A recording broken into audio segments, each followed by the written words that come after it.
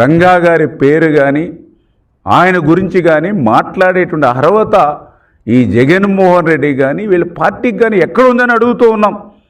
ఎందుకంటే ఆ రోజు రంగా గారిని హత్య చేసినటువంటి కుటుంబం ఈరోజు ఎవరి దగ్గర ఉంది? ఈరోజు జగన్మోహన్ రెడ్డి సమాధానం చెప్పవలసిన అవసరం ఉంది.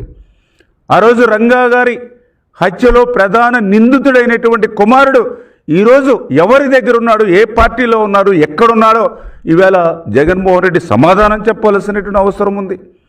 ఆ రోజు రంగా గారి హత్యలో ప్రధాన నిందితుడైనటువంటి కుటుంబానికి ఆ రోజు హైదరాబాదులో అత్యంత విలువైనటువంటి 1000 కోట్ల రూపాయల విలువైనటువంటి భూమిని గిఫ్ట్గా ఎందుకు ఇచ్చారో ఈవేళ సమాధానం జగన్మోహన్ రెడ్డి చెప్పవలసినటువంటి అవసరం ఉంది.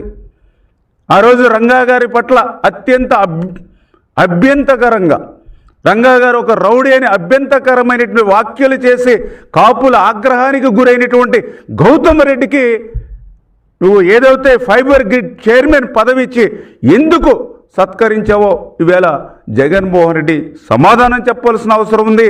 ఆ యొక్క అభ్యంతరకరమైనటువంటి వ్యాఖ్యలు రంగా గారి పట్ల చేసినటువంటి ఆ గౌతమ్ రెడ్డిని ఈరోజు నువ్వు ఎందుకు హక్కును చేర్చుకున్నావో మరి ఈరోజు జగన్మోహన్ రెడ్డి సమాధానం చెప్పవలసినటువంటి అవసరం ఉంది.